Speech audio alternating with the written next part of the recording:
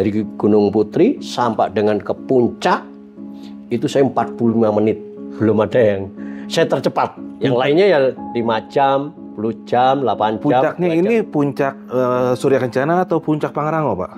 Surya Kencana itu loh fotonya itu tuh, fotonya itu.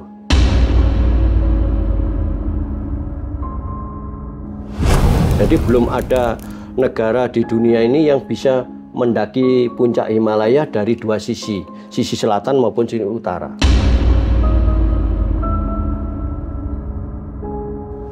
Karena kan pertama ketemu salju kan. Terus ketemu salju ada orang tidur di situ.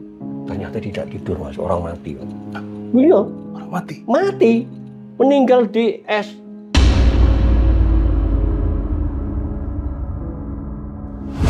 Banyak yang muntah darah. Muntah darah loh Mas. Muntah darah ya? Iya, darah itu kalau naik gunung itu kemarin ada yang keluar dari mata, hidung, ini pembuluh darah kecil lu pecah Mas. 7 panca indera itu ya? Iya.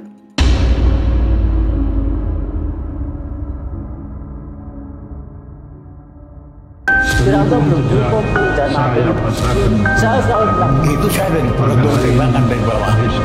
Belum sampai kuat. Oh, jadi di sini ada.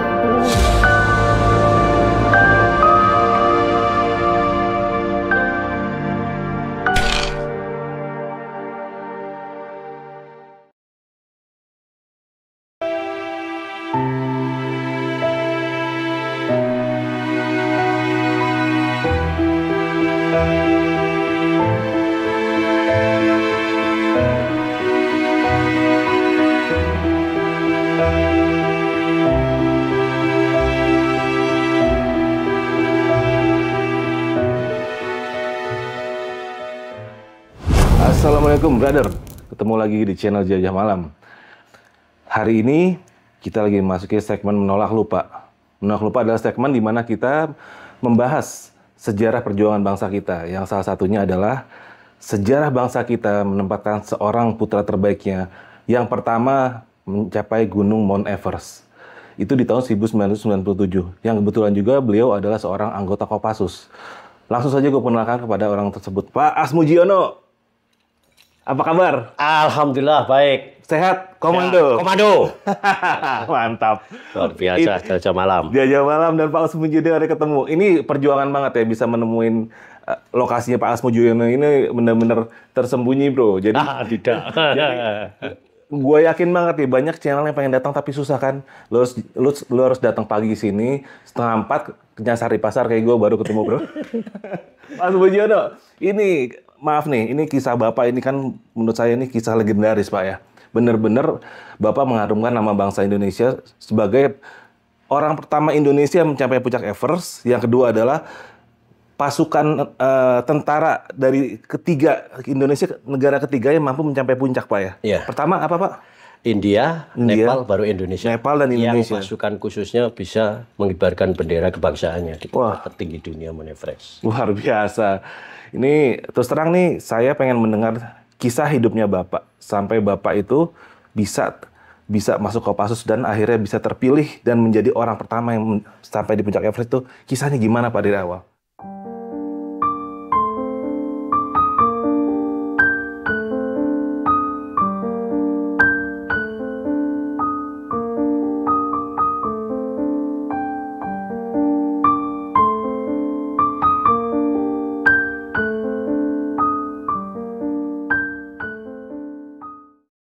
Kalau kisah itu kalau diceritakan ini bisa 2 minggu ini nggak selesai.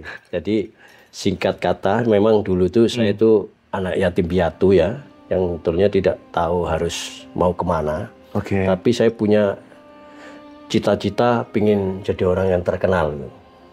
Nah, suatu ketika saya itu SD itu sudah terus terang saya SD sekolah itu S3 saya Mas. SD, SMP, SMA. Nah, SD itu saya tempuh 9 tahun, Mas.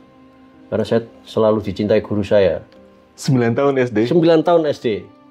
Mau nggak naik, saya tetap sekolah ya. Maklumlah, sekolah tanpa orang tua ya dulu saya. Jadi, saya itu meninggal bapak saya nggak tahu, Mas. Oke.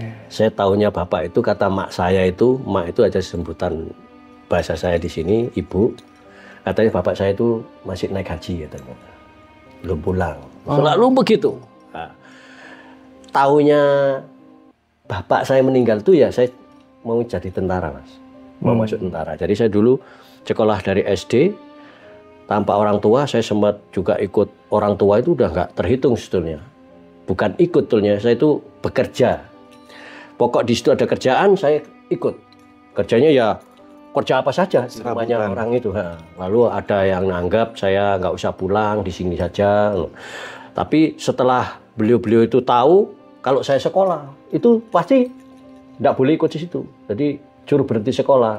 Ada pilihan itu, kadang kalau ada yang baik itu, udah kamu pilih terima kertas atau pilih terima sapi. Maksudnya kalau sekolah kan paling sekolah kamu dapat-dapatnya kertas ya, maksudnya ijazah itu. Kalau dulu imitnya seperti itu. Lebih baik kamu di sini ikut saya ngarit, nanti pulang dapat sapi. Oh, saya pindah, Mas.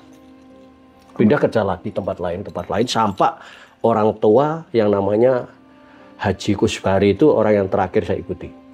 Jadi di situ orang kaya lah di kecamatan sini tuh. Mobil truknya banyak di tahun itu. Sawah ladangnya itu nggak terhitung, Mas. Sampai dilarang lah beli di setiap desa. Saking sudah banyaknya.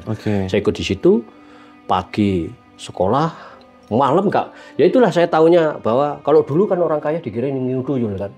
Loh iya loh. Oh iya. Saya tahu katanya itu orang nyudoyul. Begitu saya sudah berapa lama ikut itu mempelajari, Mas, mengamati. Jadi orang kaya itu pingin kaya, pingin sukses, pingin makan harus kerja keras, Mas. Dia aku nggak pernah tidur malam, harus ini lihat tanaman. Lah akhirnya saya ngikuti beliau. Jam segini harus ke sawah, ke ladang, ngontor tanaman, ngitung bekerja terus gitu. Nah, berlaut sampai dengan SMP itu saya sudah mulai lari, Mas. Dari jarak rumah dari SMP itu 5 kilo sampai 7 kilo ke SMA. Saya lari, Mas. Pulang pergi lari. Keadaan waktu itu. Jadi kalau saya nggak lari, saya nggak ada. Kadang ya nunut. Dulu dokar, delman sekarang. Ya. Kalau ya numpang temen jarang dulu, angkut jarang. Pokoknya saya sekolah dulu tuh liku-likunya sudah luar biasa lah. Luar biasa sedih ya. Jadi kadang ikut orang, kadang anak buahnya orang itu nggak suka sama saya. Kadang saya itu sekolah itu nggak pakai seragam, nggak bawa buku, bawa sepatu. Jadi di situ ada yang nyembunyi kan. Oh iya, mangan buku sekolah. Numpang buruh kayak di sekolah, banyak dulu. Itu dulu pantang saya menyerah, tetap saya. Makanya saya daripada membebani, saya selalu lari. Akhirnya saya dulu termasuk pelari pelajar terbaik dulu di sini, Mas. Gitu, sampai jadi sering juara lari. Ayah akibat tadi itu. Nah makanya waktu sama pelatih saya, sama beberapa orang peneliti tentang saya, Asmujono itu kuat karena ditekan oleh keadaan. Ya iya. Paru-parunya besar karena sudah sengsara dari kecil. Jadi kekerasan dan keadaan yang maksa itu membentuk karakter saya, Mas, ternyata. Masuk fisik ya? Fisik kuat. Terus lambat laun singkat kata cerita, pernah juga saya sekolah di kota. Saya sekolah SD lulus nggak bisa baca, Mas. Nah, tujuannya kakak saya yang sekarang di Kalimantan ini mungkin biar saya lebih berpendidikan. Saya dibawalah kakak saya ke balik saya tentara di Polean. Itu baru disekolahkan di sana. Kalau di sana namanya sekolah di kota, Mas. Tiap hari itu saya dihukum terus sama guru saya. Pasti Asmujono tidak mengerjakan PR. Udah naik meja kan. Keangkat kaki kiri, panggil ke bang kuping, saya bodoh. Alhamdulillah akhirnya bodoh beneran kan. Oh iya loh, itu doa guru saya loh. Kalau sekarang kayaknya anak nggak bisa lesin sama guru, saya dulu dihukum terus, Mas. Kalau sudah pelajaran olahraga, wes kamu nilaimu 100 olahraga, tapi yang lain merah, gak naik kamu. Ya memang gak naik akhirnya, Mas. Nilai saya 100 itu makan olahraga 9, bukan 100. Yang lain itu 3, 4, ya mau merah semua. Lalu sekolah di kota, gak bisa nulis, gak bisa moco, Mas. Kelas 5 SD, kabur sekolah lagi di SD gini. Kebetulan saya diajarin dulu sama kakak saya yang di Polean, di balik saya itu. Ngajarin baca, ngajarin nulis. Akhirnya saya bisa nulis, bisa ngecek, pindah kembali ke sekolah saya di Kidang, di SD Kidang. Baru bisa baca. Lulus SD ku ya masih agak kelagap-kelagap, tapi sudah tahu baca, tahu tulis. Akhirnya udah bisa baca tulis. Iya. Baru masuk SMP 2, Pulung Dawa, negeri. Lari, Mas. Masih lari terus sampai SMP? Iya, sampai SMA. Jadi kalau saya itu dulu, kalau Pak SBY kan perjalanannya di biografinya kan dari SD sampai SMA kan jalan kaki, saya lari Mas. Jadi menang 1 klik. Pak SBY jadi presiden, saya jadi pengibar bendera merah putih puncak gunung tertinggi dunia. Karena lari. Kalau teman saya Kopassus tadi kan nggak boleh lari kenceng-kenceng kan, karena ada naik gunung cuma jalan kaki, ya kan. Lari aja males, begitu naik gunung dia merangkak. Bener. Iya, bener. Jadi latihan keras, terus saya masuk SMA. Jadi sekolah itu selalu jadi caci makian guru. Saya begitu nyampe sekolah itu kadang tidur Mas. Karena sudah capek. Saya sekolah SMP sampai SMA itu buku 1 nggak bisa. Karena saya nggak pernah nulis. Jadi buku 1 tak sakuin aja, tak lipat. Takutnya kok pakai nulis kan, alasan aja buku itu. Saya gue lampan nulis. Dia sering dihukum, nakal, nggak punya orang tua. Yang penting saya kan melihatnya itu kan dulu tuh begitu lulus SMA itu kan saya pin masuk tentara kan. Oh, emang sudah ada keinginan? Iya, pingin masuk tentara, mau daftar, apa caranya kan nggak tahu. Nah, terus butuh administrasi, akhirnya saya harus kerja dulu. Saya pernah kuli juga, kuli panggul di Pasar Turi di Surabaya, di Pasar Buah. Sempat jadi kuli? Iya, kuli panggul beberapa bulan. Setelah dapat, ya itu untuk buat persiapan mau dapat tentara kan harus wirawiri, ngurus administrasi, katanya kan gitu. Naik ojek sana sini. Nah, di situ dikuatkan lagi. Di situ ada yang pengawal bos itu kan kopral dari kapeleri. Udah badanmu api mlebu tentara. Wah enak tentara. Wah soro Pak jare sapa? Bu, enak kon lek gak percaya jadi tentara enak lu ya tuh. Tentara polisi lu mati lu sih baris. Aku pernah begitu juga. Memang bener aku berani baris ya.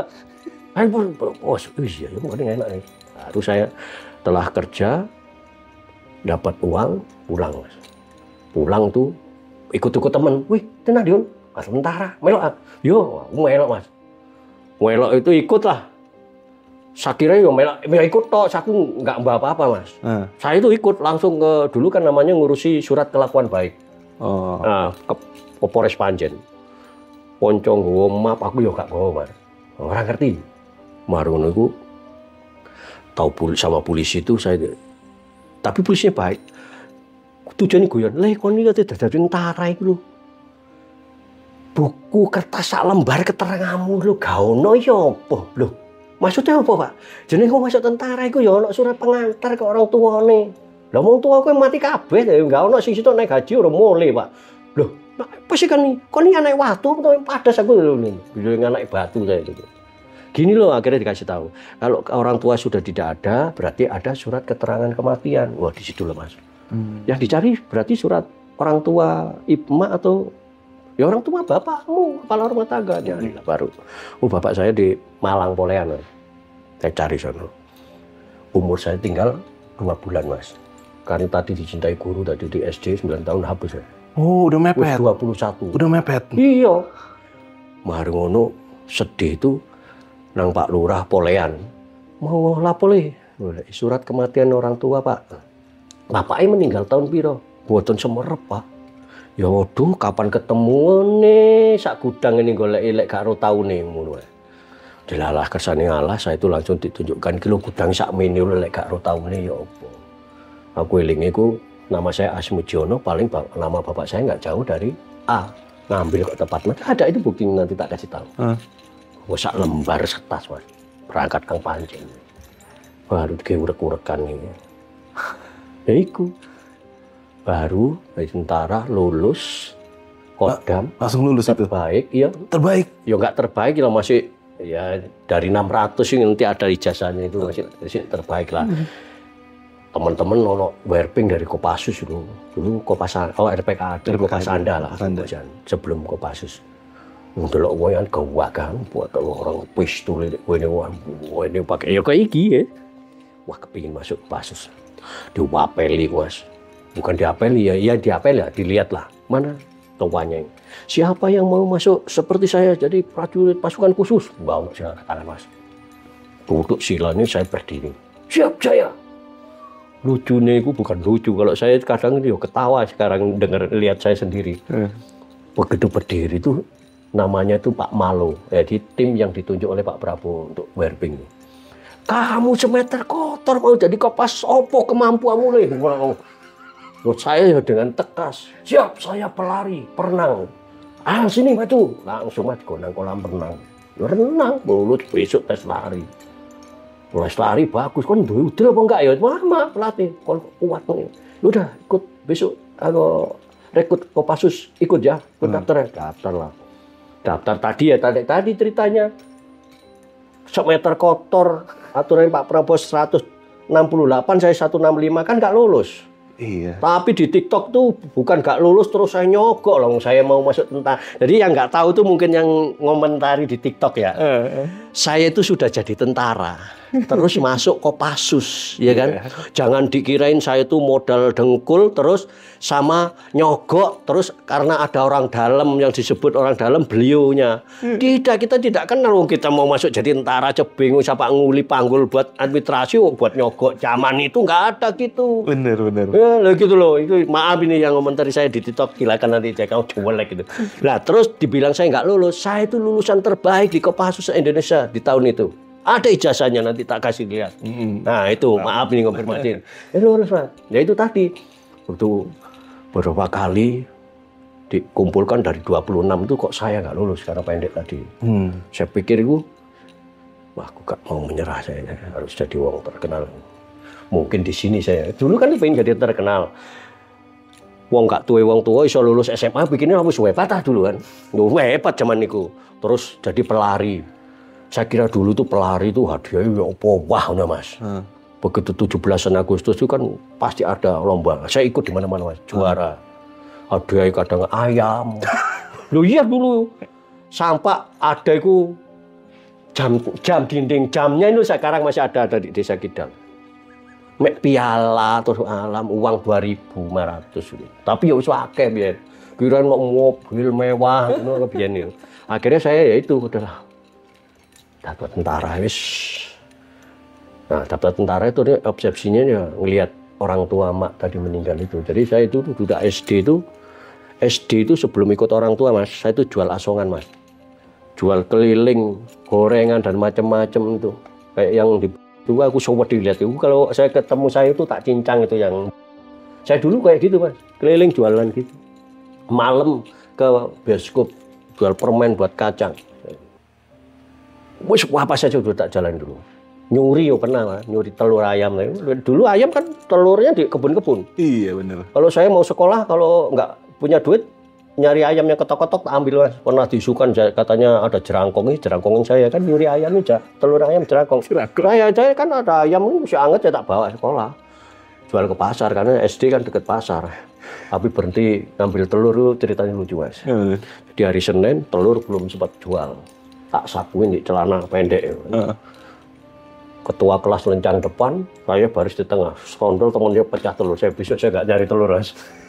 Dulu bukannya nyuri ya, nyari yang di kebun. Iya, di kebun. Itu kayak gitu cerita saya jual lagi, tapi hanya kepentingan perut dulu. Iya betul. Iya. Kadang-kadang lah. Nah, begitu sudah masuk Kopassus, saya sudah pernah lari itu di Monas juga pernah, di Senayan juga pernah Mas. Sampai hadiah karena lari baik itu sama Pak Doni Menardo, Pak Agus Tomo, legend Agus Tomo, itu dikasih hadiah koin. Koin itu yang larinya 3.612 menit itu dapat hadiah masuk ruangan es Mas. Dulu di mana Pak, di Senayan nggak salah. Ada ruangan es, peloro-pelorotan di ruangan salju. Saya pernah tuh masih ondol-ondol tentara baru palang merah ini di situ. Jadi dapat hadiah itu akhirnya terinspirasi, berarti kita harus selalu jadi orang yang terbaik, enak. Nah, begitu masuk Kopassus sudah waktunya penentuan, saya dinyatakan nggak lulus. Karena tinggi. Sedih Mas, nggak mau pulang. Sampai beberapa kali mau dipulangkan nggak mau. Saya lebih baik mati di sini. Saya kan pulang sudah tidak punya orang tua. Ini gitu. Saya kepingin ketemu dengan Pak Prabowo, komandan. Dulu bukan Pak Prabowo nggak berani ketemu dengan komandan. Tapi penasaran Pak Prabowo yang mana sih kan gitu. Beliau nggak ganteng dulu Mas. Oh iya. Iya. Begitu saya tadi cerita, kamu bener pengen masuk Kopassus? Siap. Waduh, saya langsung sujud saya. Alhamdulillah begitu ketemu Pak Prabowo, saya dinyatakan diberi kesempatan untuk bisa mengikuti. Itu kebijakan ya berarti ya? Iya, kebijakan dari beliau. Oke. Ya, makanya kebijakan dari beliau itu saya nggak mau menyanyiakan karena kan sudah Ibaratnya dari Jawa Timur ke Jakarta, ke Bandung dulu, di Bandung kan, Pusdik Bandung. Jauh, udah saya harus. Ya itu di Kopassus, resikonya kematian. Siap. Nah, akhirnya nggak tak sia-siakan kesempatan itu. Alhamdulillah. Nah, yang rame di TikTok tadi itu, saya pendidikan Indonesia di Kopassus di tahun itu saya lulusan yang terbaik. Luar biasa. Kalau di Sasa ranking saya ranking 2. Ranking 1-nya senior, tapi seniornya setelah itu keluar, berarti saya peringkat terbaiknya. Okay. Setiap kursus saya tidak pernah di Kopassus itu tinggal ranking, Mas. Kalau nggak 1, 2. Kursus apa saja. Yang tadi ngecam saya katanya ini nyogok itu. Nggak berdasarkan IQ. Ternyata IQ saya cerdas. So. Cerita aja masih cerdas semuanya. Iya. Oke, lanjut. Lanjut.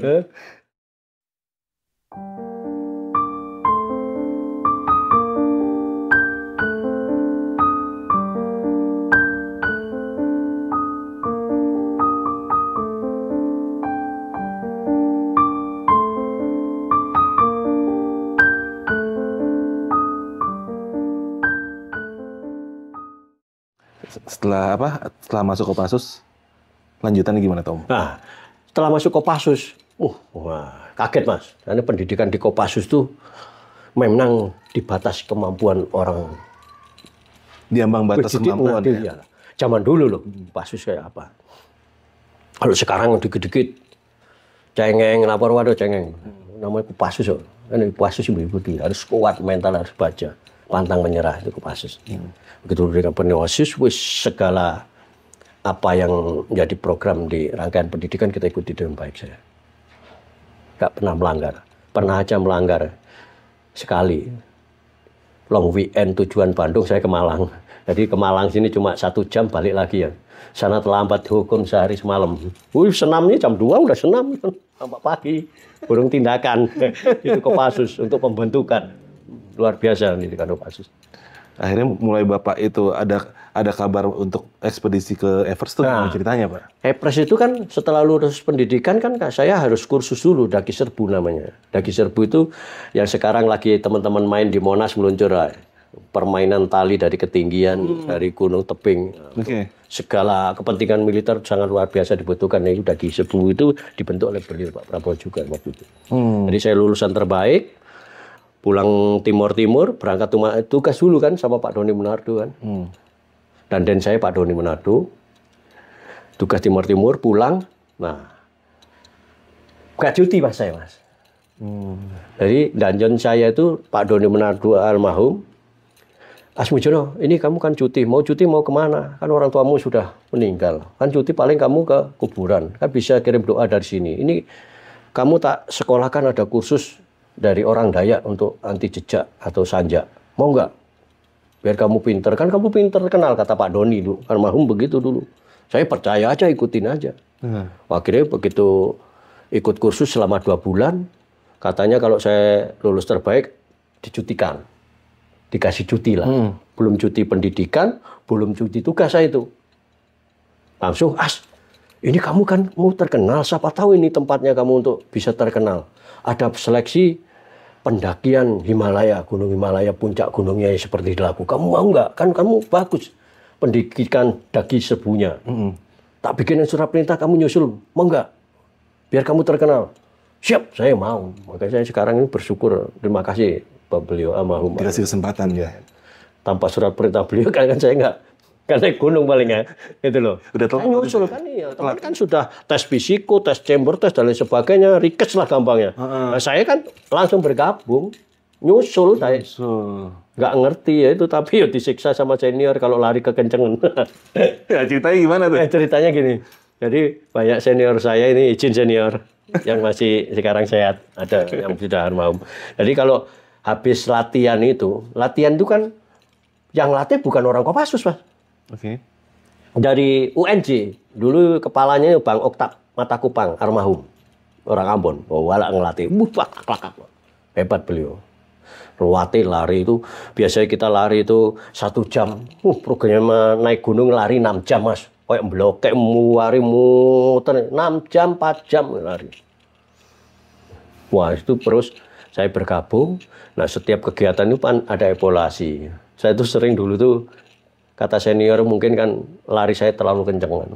Jadi begitu mungkin kalau dari satuan-satuan itu kan selalu nanya hasil laporan kegiatan kan. Nah, senior-senior saya itu kebanyakan itu dinilai itu kok masih kalah dengan grup lain lah. Kan saya kan di grup 1, grup 2, grup 3 dan kultor dan sebagainya dan teman sipil. Nah, saya itu terbagi. Kata senior, Asmujono, gara-gara kamu nih saya dimarahi komandan. Saya dikira ele-elean. Kamu besok kalau lari jangan kenceng-kenceng. Saya selalu gitu-gituin sama senior dulu itu. Enggak mau nyebutin siapa, pasti merasa ini. Iya gitu. Mau marah sampai ujungnya itu terakhir saya dimarahin. Kamu kalau kami tak kasih tahu ya, naik gunung itu tidak lari, jalan kaki tahu nggak? Jadi jauh usah lari kenceng-kenceng loh gitu. Ya alhamdulillah begitu sudah nyampe ke gunung sesungguhnya beliau-beliau banyak yang mengakui bahwa kalau lari kenceng jalan saat di darat, di dataran rendah, di sini merangkak. Asmujono aja yang sana larinya kenceng, di sini masih bisa jalan. Kita yang lari nggak kenceng, di sini udah banyak yang muntah darah. Muntah darah loh Mas. Muntah darah ya? Iya, darah itu kalau naik gunung itu kemarin ada yang keluar dari mata, hidung, ini pembuluh darah kecil lu pecah Mas. 7 panca indera itu ya? Iya, pecah. Ada teman saya yang dari Ambon namanya Bang Darlin sekarang masih di Solo itu. Aduh, kepala saya mau pecah. Jadi kalau teman-teman tahu pingin lupa atau pingin ingat lagi sama Tuhannya mungkin di bawah Himalaya Mas. Loh, semua Tuhan disebut Mas di sana. Karena begitu naik itu ya, sakit itu kayaknya gak ketulungan. Sakit di kuku, di jari, di petel lu nggak terasa Mas. Sakitnya udah kena sarafnya. Waduh sujud tuh Allah ya Allah ya. Jadi baru ingat Tuhannya kalau di sono. Karena sakitnya alam tadi itu, tekanan ketinggian. Katanya orang kan, wah naik gunung kan tinggal langkahkan kaki kiri, kaki kan. Iya bener, silakan langkah di sono. Saya dulu aja nggak percaya dibilang almarhum Ogunja katanya naik gunung di ketinggian 7.000, 8.000 katanya satu langkah butuh 3 sampai 5 kali napas. Nggak percaya. Tapi sudah nih percaya. Iya benar. Bener, harus ngatur napas gitu loh. Nah, Pak Asmujono, ini kan Bapak bilang tuh ada yang namanya seleksi ya, seleksi untuk ke Himalaya. Ini seleksinya ini gimana sih Pak? Apa aja ujian yang Bapak hadapi saat itu Pak? Jadi sebetulnya saya dulu tuh bingung begitu sudah bergabung di tim Epres 97 yang dibentuk dan digagas Pak Prabowo itu bingung. Akhirnya saya punya inisiatif karena saya pikiran kan saya paling junior, tapi ada satu orang junior saya. Saya itu sempat tanya ke teman-teman dari sipil yaitu waktu itu almarhum Oktap Matakupang termasuk Pak Monti Sorongan. Tanya apa sih kriterianya supaya bisa ikut ke naik gunung? Karena kan pikiran saya itu dulu kan, wah jangan-jangan sudah seleksi nanti kita yang junior tersisih. Ternyata waktu itu independennya luar biasa. Karena kan perintah dari Pak Prabowo sebagai Danjen waktu itu kan suruh milih yang terbaik. Jadi saya tanya apa tesnya Pak? Apakah ini? Pokoknya harus yang terbaik. Besok ada ujian untuk penentuan. Seharusnya kan harus latihan di Karten. Waktu itu kan karena Karten tidak memungkinkan sama Pak Prabowo perintahkan untuk di gunung yang ada di Jawa. Yaitu diambillah Gunung Gede Pangrango. Gunung Gede Pangrango. Gunung Gede Pangrango. Nah di situ ada tes yang terakhir itu siapa yang tercepat. Nah, dari tesnya itu dulu dari Gunung Putri Bogor itu yang lain ya jalan sih, tujuannya jalan, tapi saya lari. Dari Gunung Putri sampai dengan ke puncak itu saya 45 menit.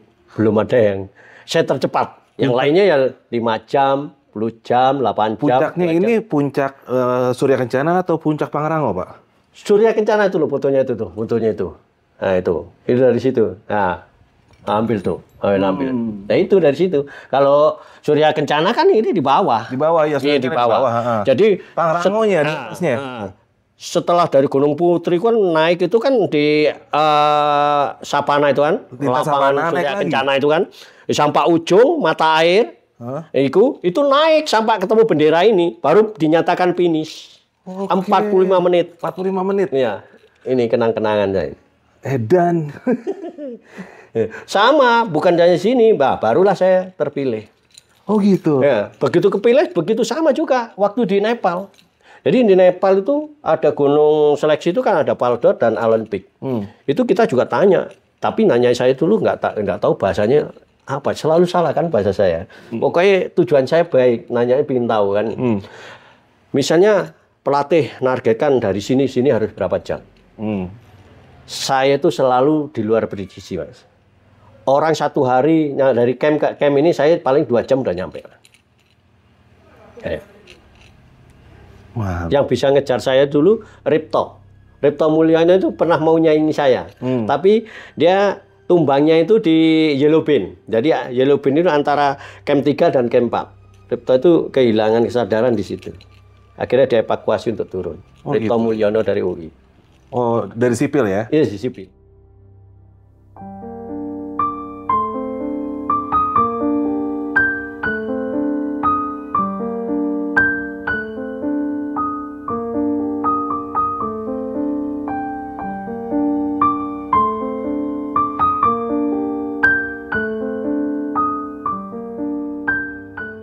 Dinyatakan lolos itu dulu semua itu totalnya itu ada 46, termasuk pendukung, pelatih dan semuanya. Itu tentara semua atau ada sipil ya Pak? Maaf. Oh, atlet itu dulunya diambil dulu kan diminta yang terbaik kan, dulu kan gagasan ini muncul dan terlaksana karena kan apa itu gengsi rasa nasionalismenya. Setelah Malaysia membentuk tim dan sudah melakukan pendakian ke Himalaya kan, sudah 1 tahun Malaysia diantar langsung oleh Perdana Menterinya. Nah, Pak Prabowo itu merasa malu seandainya begitu banyaknya pemuda-pemudi Indonesia hanya dikalahkan dengan Malaysia. Barulah Pak Prabowo itu merintahkan bawahannya untuk melakukan seleksi dari seluruh kampung maupun seluruh pencinta alam yang ada di Indonesia maupun militer yang ada di Indonesia. Sipil dan militer artinya? Iya, militer tuh semuanya sudah di ini, tapi Kopassus lah lebih siap. Dari sipil itu ada FVTI, Wanadri, Mapala UI, Rakata, ikut semua. Oke. Yang terbaik lolos, makanya waktu itu tujuannya Pak Prabowo itu mau memecahkan rekor dunia, Mas. Jadi belum ada negara di dunia ini yang bisa mendaki puncak Himalaya dari 2 sisi selatan maupun sisi utara. Oh, artinya tim dibagi 2? Bagi 2. Oke. Nah, begitu sudah dari sekian orang itu terseleksi, tinggallah 16. Dari 16 itu 10 sekian. militer, 6 sipil. 16 itu sisa? Iya, 16. Berarti dibagi 77? Bukan dibagi 77. Jadi dulu itu ada statement bahwa selatan adalah jalur laki-laki, utara jalur perempuan. Itu teman-teman yang ngomong dulu loh. Oke. Nah, sekarang itu hilang. Oh gitu. Ya, itu saya ingatkan aja dulu bahwa teman-teman dulu ngomong gitu. Maka yang kuat ditaruhlah di sisi selatan. Lebih ekstrim. Itu dianggap yang utara adalah cadangan. Tapi sekarang ceritanya dibalik. Semuanya sama. Karena siapa tahu nanti utara ini cuacanya bagus kan gitu. Iya. Padahal cuaca bagus sudah tidak mendukung kan gitu loh. Ya. Nah, saya di selatan. Militernya tuh Pak Iwan Setiawan, sekarang Pangdam. Bintang 2 sudah beliau, Pak Misirin, Bang Darlin, Pak Parno, terus satunya siapa ya? Nah, 4-nya teman-teman sipil. Ada Ripto Mulyono, ya kan? Ada si Iwan Kweceng, Wanadri. Terus ada Sugiarto dari FVTI dan Mas Gali dari UI Wanadri. Nah, dari 3 itu ya udah.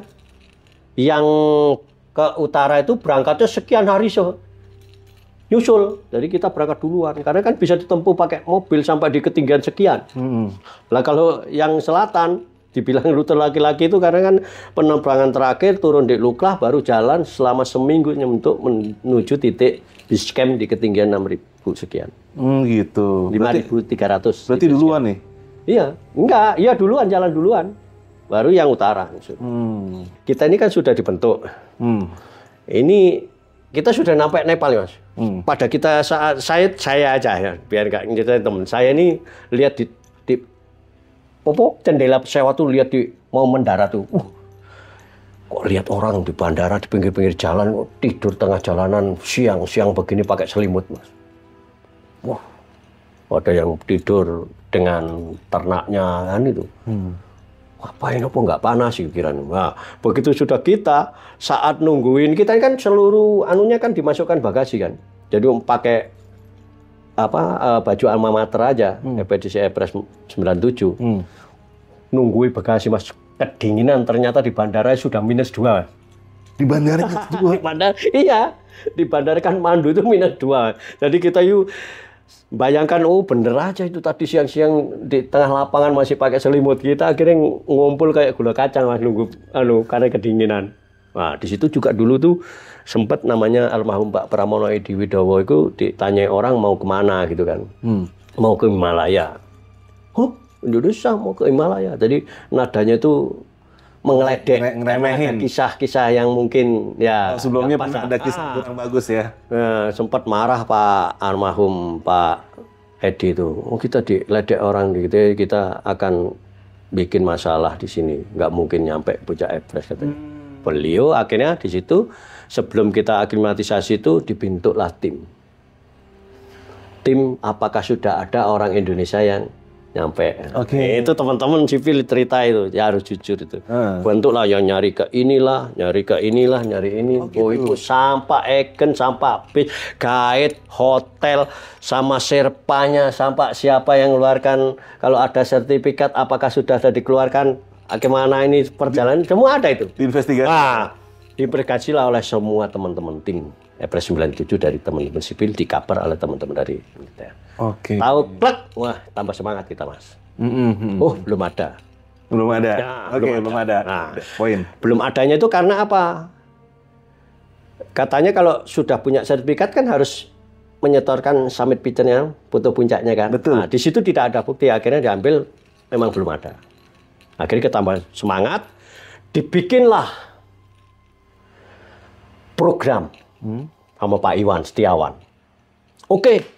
Besok pagi, habis sholat subuh, kita apel di bawah pakai baju aerobik. Baju aerobik kan pakai singlet, Mas. Siap, semuanya siap. Bangun pagi, Mas. Itu namanya apel, bukan apel, mau lari, Mas. Berantem, Mas. Jadi baris itu berantem, saya sama senior juga berantem. Karena kuping itu ketenggorakan teman, Mas, kok dikuaplok, Mas. Muerah kesenggol dikit kok, sakit. Kita bukan bawaris ini, Mas. Gak jadi lari pagi atau aerobik, yang sakit ada berapa saya lupa. Pak Iwan lupa bahwa di situ -2 bukan di Jakarta, Mas. Aku pakai baru aerobik, pakai jauh pendek. Betul kita. Di situ. Saya aja hampir tumbang, banyak yang sakit. Akhirnya sakit, dirubah jadwal. Besok yang tidak sakit, ikuti program kita untuk refreshing. Orientasi, Mas. Orientasinya lucu nih. Orientasi. Tapi dibagi body system. Tentaranya harus ada dari mahasiswanya atau yang ngerti bahasa Inggris. Wah, ini lucu, Mas. Dibagi tek. Saya, itu kalau nggak salah, saya, Pak Misirin, dengan satu Iwan Kweceng atau siapa dulu. Kita ke kota Kathmandu, Mas. Ke situ tuh. Apa yang ada di situ semua kan? Kayak majalah Kamu Sutra lah, kita terpelongok semua.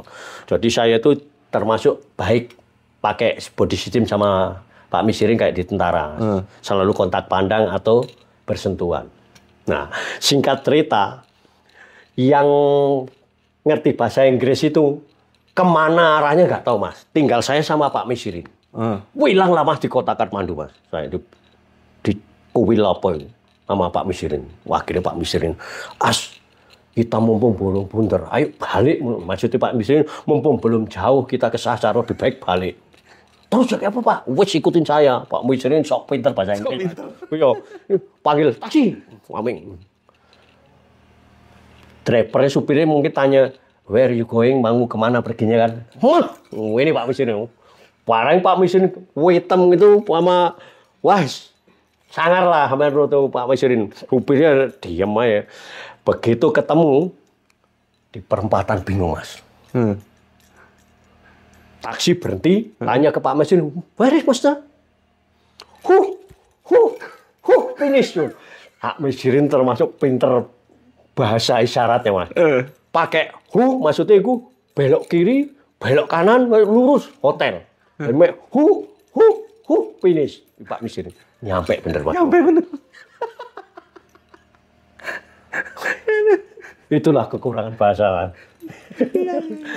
Mana lo udah selesai evaluasi kan?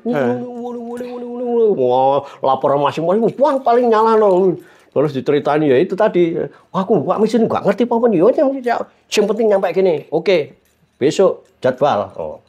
Pelatih datang kan, minggu berikut datang, dibikinlah latihan namanya beda ketinggian 1000 Mas. Jadi dari hotel Gori Sangkal menuju puncak ketinggian 1000 itu sekitar 10 kilo. Tiap pagi Mas, selama beberapa hari lah pokoknya. 10 pagi aktivitas beda ketinggian. Ya banyak yang tumbang. Yang lucunya begini, saya ini kan larinya udah kenceng Mas.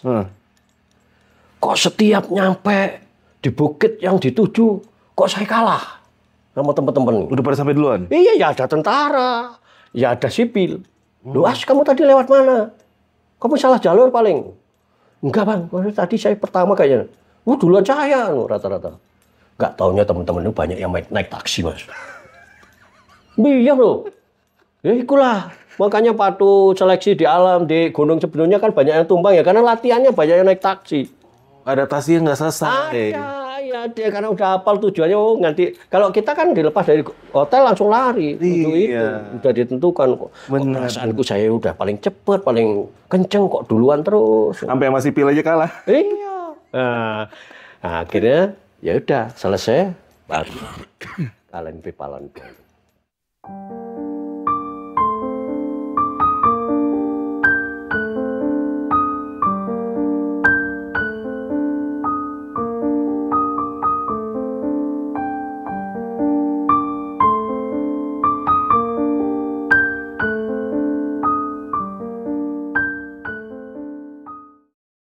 Jadi kita sebelum kedatangan dokter pelatih itu kan kita pakai dokter Kopassus Mas, dari Kultur Pak Erik Kusmana. Nah pertama itu teman-teman itu diceritain, wih sakit kepala di ketinggian suwak kita setengah mati loh. Ah enggak, paling ya kok ngeluh obatnya Postan atau Poskadon kan sembuh. Nah begitu lucunya itu apa? Begitu kita sakit, ternyata orang kesehatannya kena sakit ketinggian pisan Mas. Pak, kepala sakit minta obat, wes golek dhewe cari sendiri situ, saya juga sakit. Bingung Mas, kita nggak bisa bayangkan waktu Mas. Nah, sudah gitu, begitu sudah datang dokternya, kita tuh jalan Mas, dari mulai turun pesawat tuh jalan di perkampungan antara Lukla sama Kunjung. Itu ada, kita kan dingin nih, kirain itu kok, wih hebat sekali deh, orang tidur di salju, nah, gitu lah. Itu salju Mas. Tapi ada, kita nggak tahu itu ada tentara jaga, Gorka jaga orang lagi tidur enggak. Teman-teman rebutan foto Mas. Karena kan pertama ketemu salju kan. Terus ketemu salju ada orang tidur di situ. Ternyata tidak tidur Mas, orang mati Mas. Iya, orang mati. Mati. Meninggal di es. Terus dikasih tenda, yang jaga itu tentara Gorka. Kita tidak tahu, teman-teman mah foto-foto, seneng kan. Foto-foto dengan orang tidur di es kan. Gak taunya orang mati. Oh gitu. Baru kita ngerti. Oh, itu tentara Gurkha ngapain jagain? Jaga ini mayat itu. Oh. Sebelum dievakuasi. Oh. Pernah juga gitu. Habis itu kita ini kan tentara ini kan lucu. Ya saya juga termasuk ikut kayak keledai Mas. Nah, siapa yang nggak terpelongok Mas? Lagi jalan di perkampungan tiba-tiba ada es, air terjun jadi es kan, foto Mas. Lari Mas. Lari-lari di bawah es, bukan nyampe iso foto jatuh semua Mas. Lah kan masih pakai sepatu PDL tentara. Pokoknya saya congkir balik. Wah lucu-lucu lah. Temen-temen nih, ya itu sih urung pakai ini, dikasih alat masih latihan. Foto. Nah, banyaknya teman-teman sipil gagal itu karena ya di situ dulu. Seling memanfaatkan kesempatan mungkin tidak datang kedua kali. Wah kapan lagi foto di sini, akhirnya ketinggalan, banyak ketinggalan. Telah target oleh pelatih tadi itu. Oh hari sini ke sini harus sekian gitu kan. Pakai waktu. Oke. Gitu nyampe di base camp Express, kan banyak itu yang sakit, banyak yang gagal. Akhirnya wakil koordinator itu kan Pak Rohadi, koordinator lapangan. sekarang Mayor Jenderal, Letnan Jenderal, Purnawirawan. Itu pengen ngerasakan, Mas. Termasuk almarhum Pak Edi Pramono Yudho. Tinggal makan kaki kiri, kaki kanan apa? Ternyata tidak semudah itu. Beliau itu baru beberapa hari jalan, langsung Mas, harus dievakuasi. Makanya kalau orang lupa sama Tuhannya ke sono. Jadi begitu sakit semua Tuhan disebut. Gitu ya? Iya. Nah, ya itulah seleksi alam. Karena kan dikirain gampang naik gunung. Iya. Jadi naik gunung itu di ketinggian itu pada rekan-rekan semua prajurit jangan disepelekan. Kalau belum pernah di ketinggian 8.000, 7.000, sampai 8.000 ke atas. Jadi susah. Sama dengan hiperbaliknya orang kita nyelam. Semakin ke dalam semakin sakit. Di sana sama seperti itu. Ada teman saya yang namanya Darlin tadi itu di camp 2 mau ke camp 3. Dia kan tidak mau dikatakan naik wata. Jadi dia itu memaksa dia, ayo bang semangat. Namanya sakit ketinggian, Mas. Nambah 1 langkah itu tetap ngebalik, Mas. Jadi kayak mental. Oh, kemampuannya ada batasnya, masing-masing orang beda? Iya, ada yang mentalnya bagus, namanya Pak Parno sekarang di Kalimantan. Itu sama, Mas. Ngikutin saya. Sampai camp 3, beliau. Langsung beliau itu, Pak, Bapak sakit, Pak. Itu darahnya keluar lewat hidung sama di mata udah ada darah. Sama di kuping udah keluar darah. Mental, ini mental. Jadi tidak bisa dipaksakan, berarti batas kemampuannya cuma di ketinggian gitu. Jadi tidak bisa seolah-olah pelatih sudah menyisihkan, tereliminasi ya karena kemampuannya cuma di situ. Nambah perlu latihan, perlu adaptasi lagi. Gitu loh. Di situ. Jadi nggak bisa, yang kuat ya udah kuat. Kalau saya nggak pernah ngalami, cuma ngalami di Alan Peak. Jadi dokter saya itu sudah mengecek tensi saya, denyut nadian. Denyut nadi saya itu cek. Tidak ditemukan. Asmujono Yusik rest katanya gitu. Maksudnya saya sakit harus istirahat. Teman saya jalan, Mas. Saya sebagai prajurit waktu itu malu, Mas. Ini seleksi terakhir, takutnya penentuan kok saya harus minggir. Saya maksakan. Naik sudah sekian jam. Ditinggal teman-teman. Denyutnya dia aja tidak ditemukan. Saya dinyatakan sakit, saya bisa ngejar teman-teman saya yang tadi naik duluan. Selalu begitu saya. Jadi semangat itu menghilangkan segala sesuatunya ya. Oke. Nah setelah itu Bapak mulai pas Bapak sampai sana itu apakah ditemani oleh dilepas oleh Pak Prabowo atau gimana itu Pak prosesnya? Pak Prabowo itu bukan hanya melepas, Mas. Jadi di mana kita akan melakukan kegiatan yang luar biasa berat. Beliau selalu hadir dan beliau langsung memimpin doa langsung ya beliau. Oh gitu. Beliau langsung melepas. Di sela-sela kesibukannya beliau selalu menghadiri kita. Syukuran dulu, berdoa dulu, pimpin beliau langsung. Makanya saya sangat terkesan sama beliau. Mimpin beliau berat, sebetulnya beliau melepas kita itu berat. Beliau itu mengatakan melepas pendakian kita 97 seperti melepas orang mau meninggal, Mas. Beliau ngomong sendiri. Karena beliau berprinsip kan mimpin pendakian ternyata tidak semudah. Lebih baik mimpin perang kan musuhnya kelihatan. Tapi kalau waktu itu naik gunung ya musuhnya di alam tidak bisa dilihat. Betul. Pesan apa aja yang dititipin Pak Prabowo sebelum Bapak naik waktu itu? Ya. Pesan apa yang dititip oleh Pak Prabowo? Jadi beliau Pak Prabowo dulu itu betulnya kan, makanya kalau yang orang bilang menaklukkan gunung, menaklukkan alam itu salah, takabur.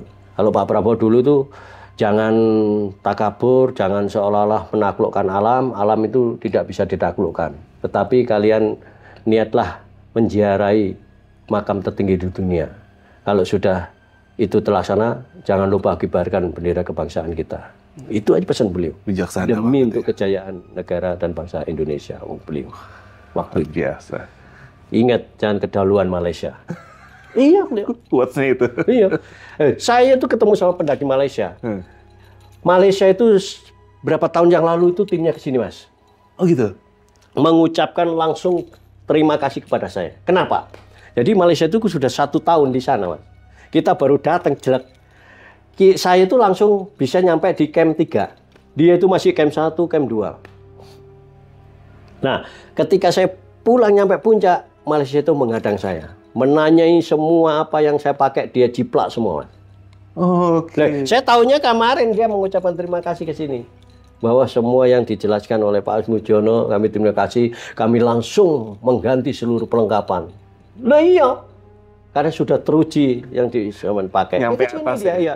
Satu bis rombongan, waktu itu ke Semeru, terus mampir ke sini. Apa kalau di sini parlemen lah, mungkin apa itu? Dia sudah jadi seperti itu. Oh, anggota Sempat dewan nawarin ada. saya mau ngajak ke Malaysia, Kak. Oh gitu. Katanya kalau ke Malaysia sampai sudah jadi orang macam-macam lah. Tapi saya kan tidak seperti itu mengharapkan itu. Oke. Ya.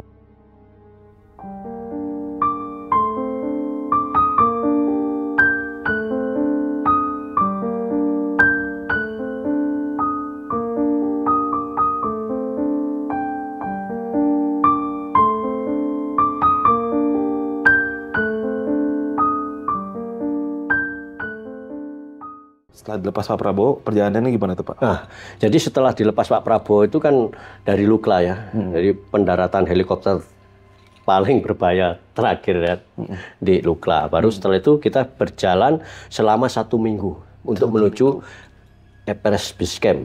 Base Camp Everest di ketinggian 5.300. Dari situ masih 1 minggu ke base camp. Jalan kaki masih 1 minggu. Oke, terus? Baru nyampe 1 minggu, kita itu orang paling sibuk. Saya itu sebagai prajurit Prawatu kan biasa bahkan disuruh sana sini. Jadi kita itu di sana itu ya apa caranya bisa hubungan komunikasi dengan Kathmandu, dengan Hotel Gorisanggan sebagai posko. PRC, tawarik, pasang gini gonang ketinggian gak nyambung Mas. Baru pakai rakal, kabel tarik sono tarik sini gak nyambung. Pendaki Jepang Mas.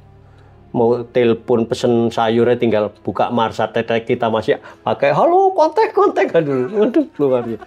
Dia pakai tenda, dia pencet langsung berdiri, kita narik tenda itu Mas. Pakai pasak itu Mas. Paling ini. Tapi kita mentalnya itu luar biasa dari berbagai negara situ. Walaupun kalah peralatan ya. Jepang itu waktu itu yang bareng saya 97 itu Jepang itu ke sana itu bawa 2 pesawat jet Mas. Konon ceritanya dia kalau Sherpa bisa mengantar atletnya nyampe puncak, pesawatnya akan ditinggal 1 buat Sherpa. Tapi ada kejadian tragedi. Jadi ketua timnya itu terpelosok di prepas di antara ketinggian base camp ke camp 1.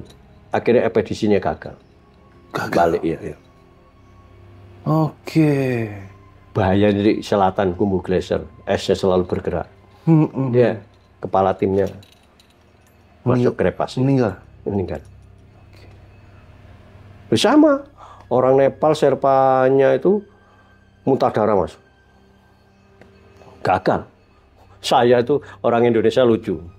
Saya juga terima kasih kepada Mas Galib Donikara dari Wadatri. Kita mau masak apa aja dimasakkan saya. Saya kan nggak bisa Mas masak makanan masak Nepal. Rasanya gimana masak-masak? Minta pecel. Mas Gali itu pintar masak pecel, bakso, nasi goreng. Wah, di hotel lucu. Ya ini saya sama senior saya. Kamu pesen apa? Oh, rice chicken. Wah, nasi goreng. Teman saya itu salah, Mas. Marah-marah. Jadi pesen sama pelayan hotel itu mungkin salah. Mas pesen makan dikasih Sprite. Mungkin salah ngomong Sprite tadi. Kalau saya kan rice chicken ya muncul pokoknya bener nggak temen kasih itu salah. Bang, aku pesen nasi goreng kok kasih Sprite dong. Wah, apa ini boleh? Sampai salah Bang. Marah-marah diapeli lah orang pegawai hotel. Orang Nepal diapeli pakai bahasa Ambon Mas sama Jamil. Marah-marah pakai. Ya orang ngerti toh. Dia malah ketawa lihat orang Ambon. Lucu masalah nasi. Kalau Mas Gali itu, nah, suatu ketika saya tersiksa itu di camp pokoknya bis camp 3. Jadi orang-orang itu kalau makannya kan ngumpul. Saya itu jarang dulu. Maka saya dibilang terlalu kuat itu mungkin karena saya selalu mengkonsumsi. Jadi kalau orang makan di ruang makan, saya ke dapur Mas. Saya ke dapur tuh yang tak cari itu jahe, kencur, sama telur. Jadi tak kunyah, tak kasih telur, tak telan sendiri, baru saya jarang makan dulu. Oh ternyata gitu. Jadi kuat. Jadi kan untuk mengangkat badan. Oke. Saya selalu ke dapur.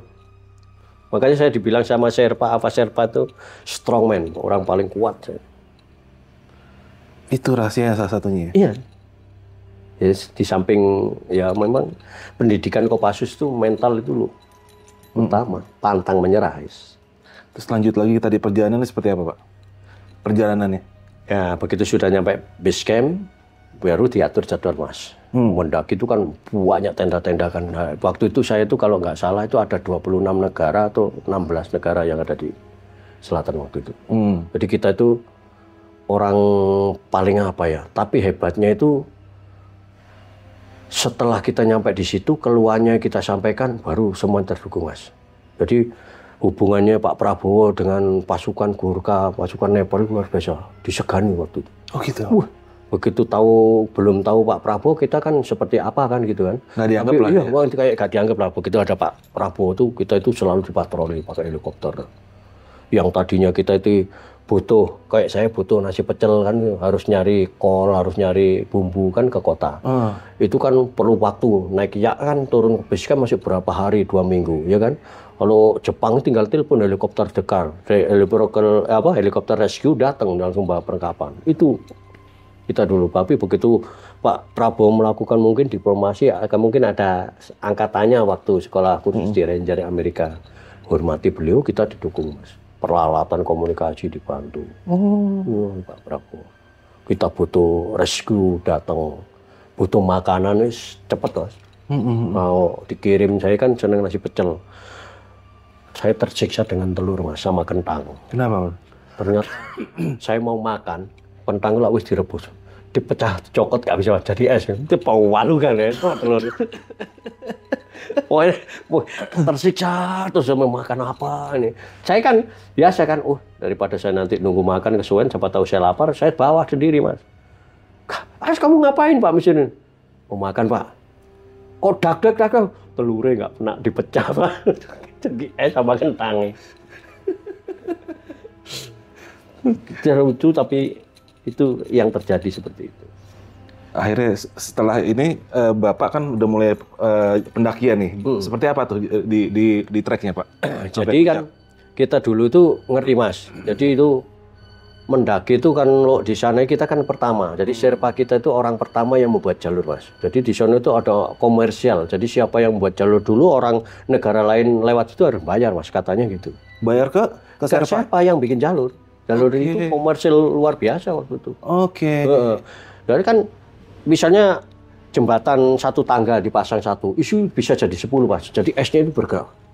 Saya pernah tidur tuh kayak seperti apa ya, bom di dalam. Pelang. Jadi es berjuta-juta ton paling kalau longsor. Ya itulah yang bikin bahaya di jalur selatan itu. Longsoran salju es. Dan pelatih saya kan meninggalnya kan kena longsoran salju es. Orang Rusia meninggal. Dan satu tidur di tenda 14. Pelatih saya. Satu-satunya pelatih saya yang masih hidup sampai sekarang kan Dr. Evgeny Dinogradsky, dokternya. Anatoly sama Pak Sikropda almarhum. Pada waktu itu dia dipercaya untuk bawa negaranya kan. Dia membawa orang Asia, khususnya Indonesia bisa sampai akhirnya dipercaya oleh negaranya untuk membawa timnya negaranya kan. Tapi gagal. Meninggal. Kena longsoran salju. Gitu. Nah, itu pas perjalanan Bapak sampai ke puncak ini gimana nih, Pak?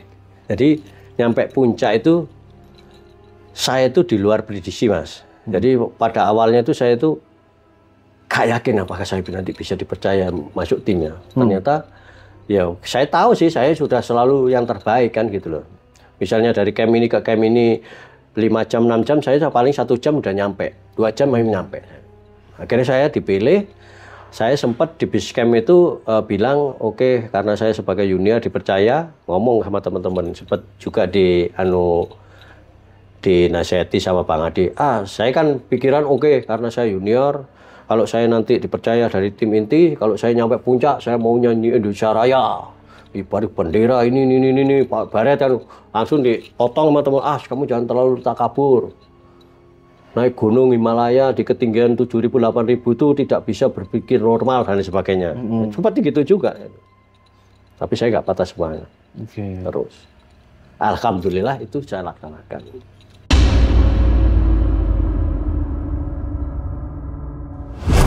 komando, jalan saya mas. Jalan saya terjatuh mas. Terjatuh tuh, tak itu, saya tuh kaget. Jatuh di mayat. Nangis selesai mas, macam-macam les nangis sampai kayak habis air mata lah ibaratnya itu.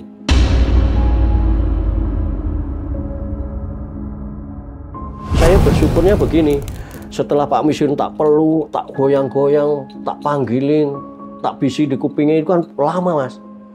Begitu sadar itu apa yang diingat? Mana anak saya, mana istri saya? Pak Misrin.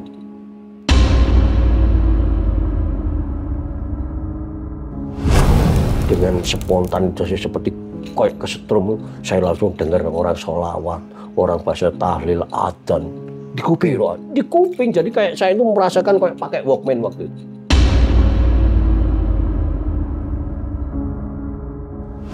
Terus tak ajak naik gak mau, tak ajak turun juga mau. Akhirnya saya ambil kesimpulan, oke, aku sempat peluk Pak Misrin. Pak Misrin, oke, Asmudjono bukan prajurit pengecut. Seperti yang tak nanya. Ya seperti itu. Tunggu sini, biar Asmudjono kibarkan merah putih.